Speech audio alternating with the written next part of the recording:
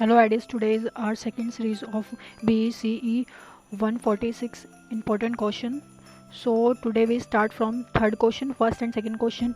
I uploaded video. You can watch, and I pin a link in my description box so you can watch easily. So now we start from third question, goods market and factor markets. So let's see what's come in this. Here is the answer of this question. The output and input of agricultural products can be used to categorize markets into two specific groups. जो हमारे जो agriculture product है वो three जो जो उनकी जो category है, मार्केट की जो कैटेगरी है वो टू ग्रुप्स में डिवाइडेड है, factory market and goods market. जो किस किस में डिवाइडेड है, फैक्ट्री मार्केट और गुड्स मार्केट में। Good market are use for the buyer and seller its of items associated with agriculture. जो गुड मार्केट होते हैं, गुड मार्केट को हम क्यों यूज़ करते हैं, बाय करने के लिए और सेल करने के लिए। ठीक है, वो किससे एसोसिएटेड होती है, एग्रीकल्चर से, वो एग्रीकल्चर से रिलेटेड ही होती है। ठीक है, उसमें हम प्रोडक्ट को, जो गुड्स मार्केट है उसमें हम क्या करते हैं, या बाय करते हैं या फिर सेल करते हैं, या तो खरीदते हैं या फिर बेचते हैं। किसको किसको बेचते हैं, कौन से आइटम, जो एग्रीकल्चर के जो आइटम्स होते हैं, जैसे जो एग्रीकल्चर से एसोसिएटेड है उन चीज़ों को हम आइटम्स को सेल करते हैं या फिर बाय करते हैं, तो खरीदते हैं या फिर बेचते हैं। Where as factor market are use for the exchange of input. जो फैक्टर मार्केट होती है उसका हम यूज़ क्यों करते हैं, इनपुट को एक्सचेंज करने के लिए। इनपुट को एक्सचेंज करने के लिए यूज़ इन फार्म, जो कि किस में यूज़ किया जाता है, फार्म में यूज़ किया जाता है। हमें क्या एक्सचेंज करने के लिए, अपने इनपुट्स को एक्सचेंज करने के लिए, जो रेडी तो नहीं होते हैं but we needs to ready that product. Farmer require a vast range of inputs in order to complete their work. और जो फार्मर होते हैं, फार्मर को बहुत सारे रेंज ऑफ इनपुट की ज़रूरत होती है अपने वर्क को कंप्लीट करने के लिए, अपने काम को करने के लिए। जो फार्मर होता है, फार्मर को बहुत सारे रेंज ऑफ इनपुट्स की नीड होती है अपने वर्क को कंप्लीट करने के लिए। तो उसमें देखेंगे कि कौन से वर्क, मतलब किस टाइप की नीड होती है। एक फार्मर को किस चीज़ की नीड होगी, सीड्स की होगी एग्रीकल्चर के लिए। उसको अच्छी एग्रीकल्चर करने के लिए किस चीज़ की रिक्वायरमेंट होगी, तो फर्स्ट तो रिक्वायरमेंट होगी agriculture. If you want to grow wheat, so first we need of good wheats। ठीक है ना, अगर हमें गेहूं की खेती करनी है तो हमें पहले अच्छा वीट की ज़रूरत होगी। And then chemical fertilizer, pesticide, agriculture. अब उसमें हमें फिर किसी की ज़रूरत होगी, केमिकल फर्टिलाइज़र की, जो अच्छे से हमारे हम जो अच्छे से अच्छी ग्रोथ दे पाए हमारे एग्रीकल्चर, जो फार्मिंग को, जो हमारा इनपुट है वो अच्छे से अच्छा रेडी हो पाए। पेस्टिसाइड की, उसको अच्छी फर्टिलिटी, अच्छे आगे उसको ग्रोथ देने के लिए।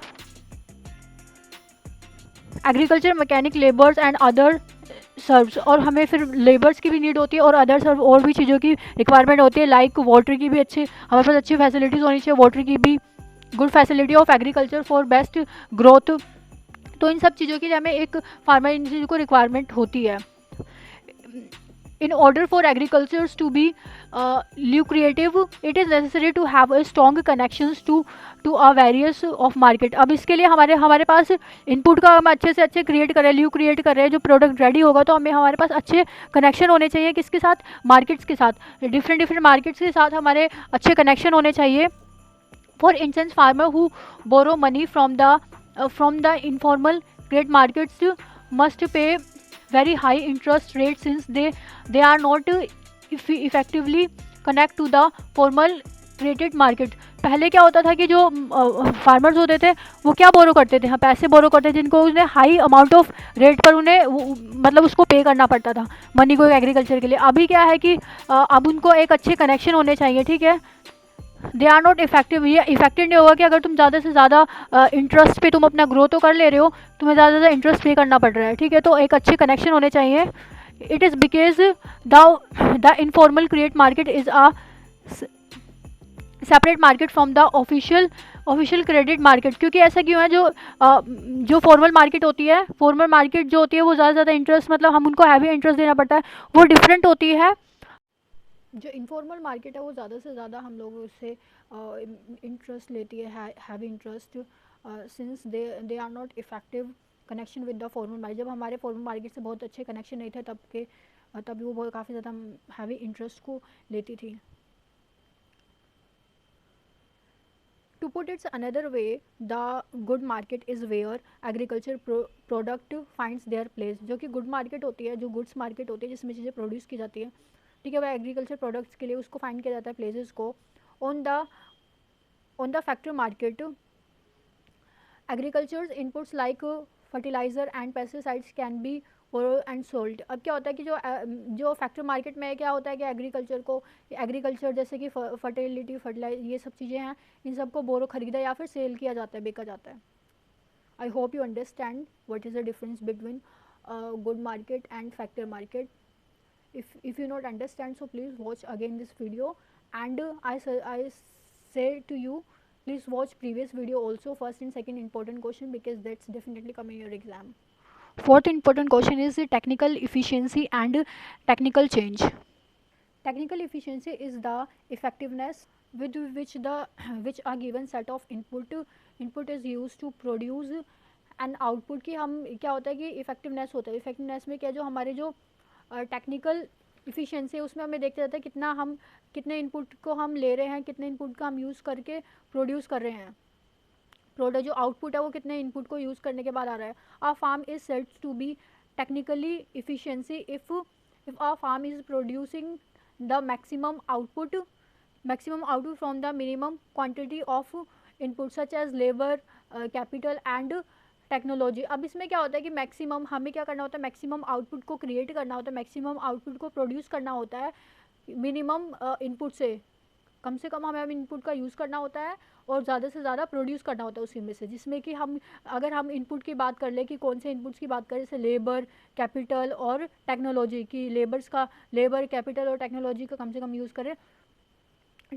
Technical efficiency requires no unemployment of resource. अब क्या होता है कि नो अनएम्प्लॉयमेंट ऑफ रिसोर्स, जो टेक्निकल इफिशियंसी होती है उसमें अनएम्प्लॉयमेंट नहीं होना चाहिए, ठीक, जिसमें कि अनएम्प्लॉयमेंट नहीं होना चाहिए, एम्प्लॉयमेंट ही होना चाहिए, और तभी उसका क्या होना चाहिए कि तभी एक डेवलपमेंट या फिर आउटपुट को क्रिएट होना चाहिए। आप देख सकते हो गन एंड बटर का एग्जाम्पल दिया गया है इसमें। So you can see this graph and you I suggest you definitely make same graph. technical efficiency, here is gun, and you can say here is a technical efficiency. So this point is a technical efficiency, and learn this formula. Technical efficiency rate, technical efficiency, actual output from given input upon maximum potential output from given input into 100। ठीक है, हमें कितना लेना output, जितना output from जितना भी हमें output मिला है इनपुट से वो लिखना है ऊपर, और नीचे हमें maximum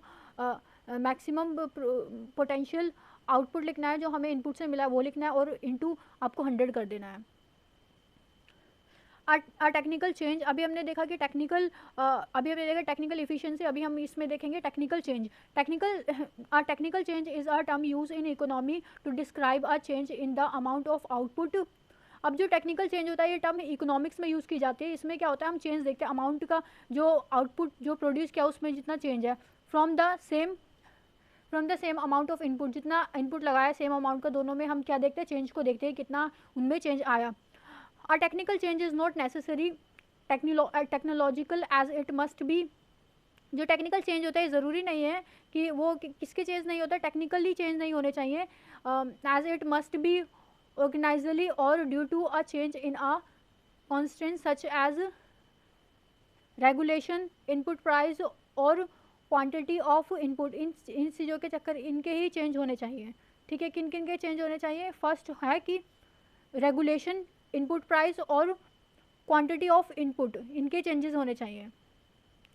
it is possibles to measure technical change as the change in output. हमें टेक्निकल चेंज हमें जो चेंज को मेज़र करना चाहिए, ठीक है, पॉसिबल टू मेज़र, ये पॉसिबल है कि हम चेंज को मेज़र कर सकते हैं, किसके, टेक्निकल चेंज को, as the change in output. जैसे जैसे चेंज किस में होगा, आउटपुट में होगा, वैसे वैसे हम किस में चेंज कर पाएंगे, टेक्निकल चेंजेस में हम मेज़र कर सकते हैं। Per unit of factor input की कितने यूनिट ऑफ फैक्टर को हम मेज़र कर सकते हैं। I hope you understand these two topics, we can say these two important topic. Thank you, and please subscribe my channel and like, give support to me. Thank you.